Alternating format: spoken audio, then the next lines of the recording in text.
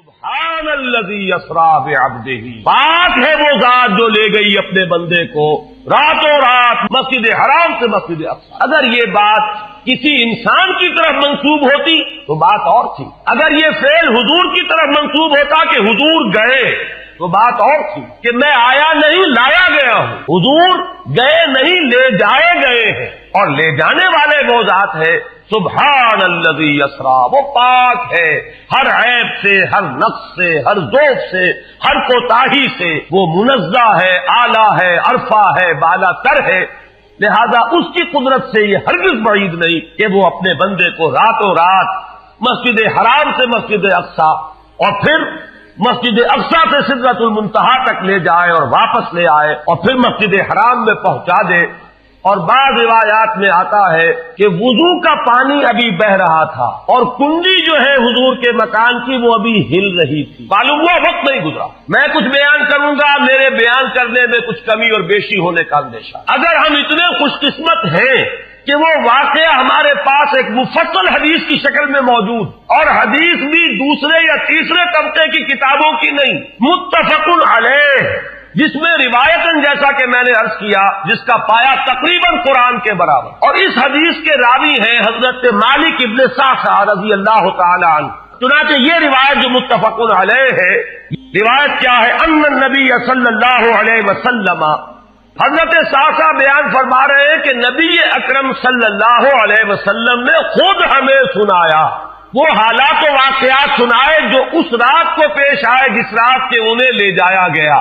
حضور فرماتے ہیں کہ میں اسی اثنا میں کہ میں حتیم میں تھا، اور ایک دوسری روایت میں الفاظ حجر آئے ہیں، وہ بھی کہتے ہیں اسی حصے کو، مضطجعاً، میں لیٹا ہوا تھا، اچانک میرے پاس ایک آنے والا آیا، حضور نے اشارہ فرمایا، اس نے یہاں سے یہاں تک میرا سینہ چاک کیا، یعنی یہ جو گڑھا ہے حلق کا گڑھا، یہاں سے لے کر تیرے ناف تک سینہ چاک کیا اور میرا دل نکالا، پھر ایک کشف لایا گیا سنہری جو ایمان سے مملو تھا، بھرا ہوا تھا، تو پھر اس کے ذریعے سے میرے اس قلب کو، سینے کو دھویا گیا، اس کے بعد اس کو لوٹا دیا گیا اور پھر وہ زخم بھی سی دیا گیا۔ ایک روایت میں آتا ہے کسی طریقے سے پورے پیٹ کو بھی صاف کیا گیا مائع زمزم سے، اور اس میں بھی ایمان اور حکمت بھر دی۔ پھر میرے پاس ایک چوپایا لایا گیا جو بغل یعنی خچر سے تو کچھ چھوٹا تھا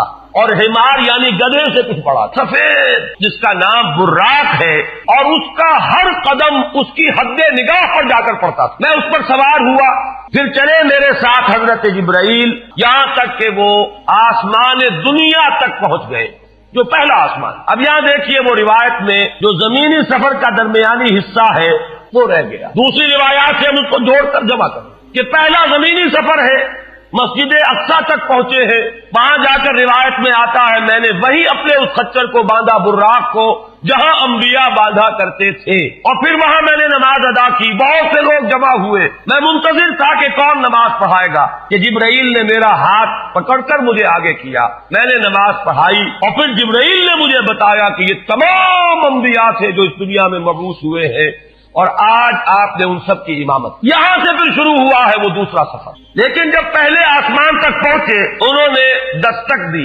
کھلوانا چاہا، پوچھا گیا کون ہے، انہوں نے جواب دیا جبرائیل، پوچھا گیا کہ آپ کے ساتھ کون ہے، قال محمد صلی اللہ علیہ وسلم، پوچھا گیا کیا انہیں بلایا گیا ہے، انہوں نے فرمایا ہاں، اس کے بعد کہا گیا مرحبا، ان کے لیے تہنیت ہے، مبارکباد ہے، خوش آمدید ہے، کیا ہی اچھے ہیں وہ جو لائے گئے ہیں۔ پھر وہ سمائے دنیا جو ہے اس کا دروازہ کھولا گیا، میں اس میں داخل ہوا، میں نے دیکھا وہاں حضرت آدم تشریف فرما ہے۔ جبرائیل نے کہا یہ آپ کے جد امجد ہیں، ان کو سلام کیجئے، میں نے انہیں سلام کہا، انہوں نے سلام کا جواب دیا، خوش آمدید ہے، مرحبا ہے صالح بیٹے اور صالح نبی پر۔ پھر مجھے اور اٹھایا گیا یہاں تک کہ جبرائیل پہنچ گئے دوسرے آسمان تک۔ قیل من ھذا قال جبرائیل، قیل ومن معک قال محمد، قیل وقد ارسل الیہ قال نعم، قیل مرحبا بہ فنعم المجیء جاء ففتح فلما خلصت۔ جب یہ سارا اس کارروائی کے بعد داخل ہوئے ہیں دوسرے آسمان پر، وہاں میں نے دیکھا کہ یحییٰ اور عیسیٰ ہیں اور یہ خالہ زاد بھائی ہیں۔ قال ھذا یحییٰ وھذا عیسیٰ فسلم علیہما فسلمت فردا، انہوں نے بھی کہا خوش آمدید اور مرحبا ایک صالح بھائی اور صالح نبی کو۔ ثم صعد بی الی السماء الثالثہ فاستفتح قیل من ھذا قال جبرائیل قیل ومن معک قال محمدا قیل وقد ارسل الیہ قال نعم قیل مرحبا بہ فنعم المجیء جاء ففتح فلما خلصت اذا یوسف قال ھذا یوسف فسلم علیہ فسلمت علیہ فرد ثم قال مرحبا بالاخ الصالح والنبی الصالح۔ اب مجھے ترجمے کی ضرورت نہیں ہے، ایک مرتبہ بات آپ نے سمجھ لی، اب تیزی کے ساتھ میں اس حدیث کو پڑھ دینا چاہتا ہوں۔ ثم صعد بی، پھر مجھے اور بلندی پر لے جایا گیا، حتی اتی السماء الرابعۃ فاستفتح قیل من ھذا قال جبرائیل قیل ومن معک قال محمد قیل وقد ارسل الیہ قال نعم قیل مرحبا بہ فنعم المجیء جاء ففتح فلما خلصت فاذا ادریس فقال ھذا ادریس فسلم علیہ فسلمت علیہ فرد ثم قال مرحبا بالاخ الصالح والنبی الصالح۔ یہاں ملاقات ہوئی حضرت ادریس علیہ الصلوۃ والسلام۔ ثم صعد بی حتی اتی السماء الخامسۃ فاستفتح قیل من ھذا قال جبرائیل قیل ومن معک قال محمد قیل وقد ارسل الیہ قال نعم قیل مرحبا بہ فنعم المجیء جاء ففتح فلما خلصت فاذا ہارون قال ھذا ہارون فسلم علیہ فسلمت علیہ فرد ثم قال مرحبا بالاخ الصالح والنبی الصالح۔ ثم صعد بی حتی اتی السماء السادسۃ فاستفتح قیل من ھذا قال جبرائیل قیل ومن معک قال محمد قیل وقد ارسل الیہ قال نعم قیل مرحبا بہ فنعم المجیء جاء ففتح فلما خلصت فاذا موسیٰ قال ھذا موسیٰ فسلم علیہ فسلمت علیہ فرد ثم قال مرحبا بالاخ الصالح والنبی الصالح۔ چھٹے آسمان پر یہ حضرت موسیٰ سے ملاقات ہوئی۔ جب میں آگے بڑھا تو حضرت موسیٰ روئے، ان سے پوچھا گیا کہ آپ کو کیا چیز رلا رہی ہے کہ مجھے اس بات پر رونا آ رہا ہے، یہ نوجوان محمد صلی اللہ علیہ وسلم، یہ میرے بہت بعد ان کی بعثت ہوئی ہے، میرے بہت بعد آنے کے باوجود ان کی امت میں سے جنت میں داخل ہونے والوں کی تعداد میری امت کے مقابلے میں بہت زیادہ ہو۔ بہرحال اپنی امت کا خیال تو ہے، وہ شفقت جو نبی اور رسول کو اپنی امت پر ہونی چاہیے وہ ہے بتمام و کمال۔ اسے معاذ اللہ کسی حسد پر معمول نہ کیجیے، بلکہ وہ جو احساس ہوا ہے اپنی امت کی محرومی کا، وہ ہے کہ جس نے حضرت موسیٰ علیہ السلام پر یہ کیفیت طاری کی۔ پھر مجھے اور بلند کیا گیا،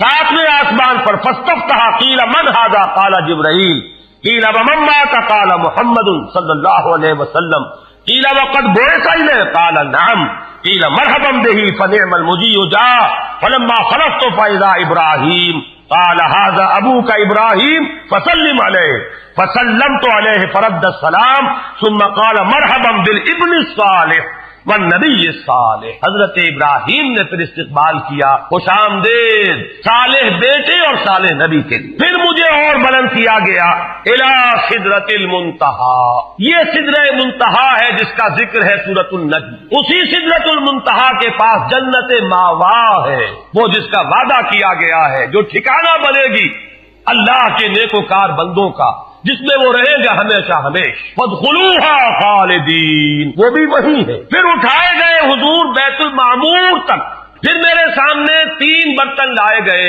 ایک دودھ کا اور ایک شہد کا اور ایک شراب کا۔ میں نے دودھ والا پیالہ اٹھا لیا، حضرت جبرائیل نے توثیق کی کہ یہ ہے اصل میں آپ کا انتخاب درست ہے، یہ فطرت ہے، فطرت اللہ التی فطر الناس علیہا، یہی جو فطرت انسانی سے قریب ترین شے ہے اس کا آپ نے انتخاب کیا۔ اسی فطرت پر اے محمد آپ بھی ہے اور آپ کی امت بھی۔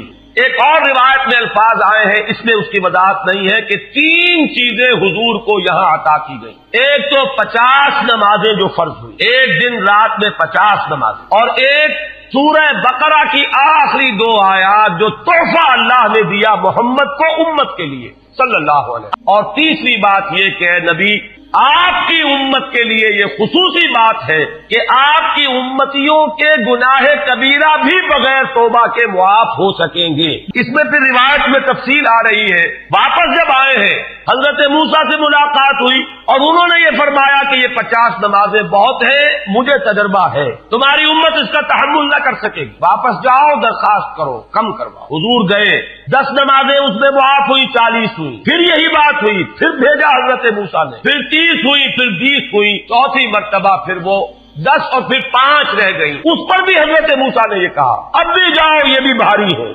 हुजूर ने फरमाया मुझे शर्म आती है, मैं इतनी मर्तबा जा चुका हूं, मजीद अब जाने से हया महसूस कर रहा हूं। तो निदा आई कि ये 5 ही 50 के बराबर है, हमारे यहां कौल बदला नहीं जाता। ये 5 जो है दर हकीकत ये कायम मुकाम है उन 50 के कि जो अव्वलन हमने फर्ज की, ये 50 ही शुमार होंगी अगर इनका इंसान इन पर मुदावमत इख्तियार कर ले। मैं आखिरी जुमला आपको उसका सुना देता हूं, इसमें वो जिक्र नहीं है, दूसरी रिवायत में है कि साथ ही वजाहत हो गई कि ये 5 नमाजें भी 50 के बराबर है।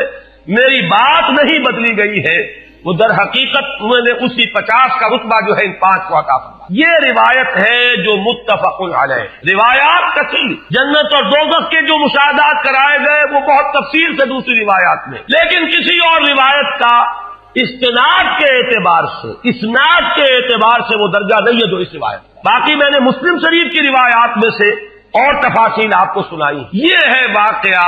फिर हुजूर वापस आए हैं, वहीं बैतुल मस्जिद अक्सा में आए हैं, फिर वापस तशरीफ लाए हैं और उसका मैं बयान कर चुका हूं दूसरी रिवायात में कि वक्त बिल्कुल नहीं गुजरा, कहीं रोक दिया गया है, पूरी कायनात को कहीं थाम दिया गया। ये बात तो वो है जो आज से पहले भी समझ में आ सकती थी कि शायद किसी एक जगह पर पूरी कायनात को रोक दिया गया, वक्त बिल्कुल नहीं गुजरा किसी के लिए। लेकिन जैसा कि मैंने अर्ज किया, इस वक्त तो यह भी समझ में आता है कि सबके लिए वक्त गुजर रहा हो और सिर्फ मोहम्मद रसूलुल्लाह के लिए न गुजरे सल्लल्लाहु अलैहि वसल्लम।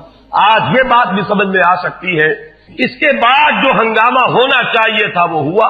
सुबह जब हुजूर ने फरमाया कि ये मेरे साथ वाकया पेश आया है, तो जो रद्द अमल होना चाहिए था वो हुआ है। यहां तक भी हुआ है कि बहुत से मोमिनीन सादिकीन मुतजलजल हो गए, मुशरिकीन ने, कुफ्फार ने बगलें बजाई, अब हमें मौका मिल गया। चुनाचे अब आप उसका अंदाजा कीजिए, इम्तहान लिए गए हैं। अच्छा अगर गए थे तो बताओ मस्जिद अक्सा के सुतून कितने हैं, वहां की खिड़कियां कैसी हैं। हुजूर फरमाते हैं, एक हदीस मौजूद है कि मैं घबरा गया कि अचानक अल्लाह ताला ने मेरे सामने मस्जिद अक्सा को कर दिया। अब मैं देख कर बता रहा हूं और लोग दंग हो रहे हैं। इसी जिमन में वो वाकया आता है कि हजरत अबू बकर के पास गए लोग दौड़े दौड़े। वो ये समझते थे कि अगर ये पाला हम मार लें तो फिर हमारी जीत है। अबू बकर को अगर हम मुतजलजिल कर दें तो फिर गोया कि हमारे लिए कोई और प्रॉब्लम न रहेगा। रिवायत में आता है हजरत अबू बकर ने भी सुनकर एक दफा झुरझुरी ली है, लेकिन सिर्फ एक सवाल किया, क्या वाकई वो ये फरमा रहे हैं?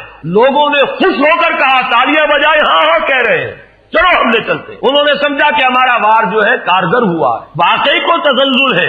लेकिन अगला जवाब अबू बकर का ये था, अगर वो कह रहे हैं तो 100% दुरुस्त कह रहे हैं। मैं रोजाना ये मानता हूं कि फरिश्ता आसमान से उनके पास आता है, तो अगर एक मर्तबा उन्हें आसमान पर ले जाया गया तो ये कौन सी बईच है। ये है वो दिन के जिसके बाद सिद्दीक अकबर शुमार हुए हैं अबू बकर सिद्दीक।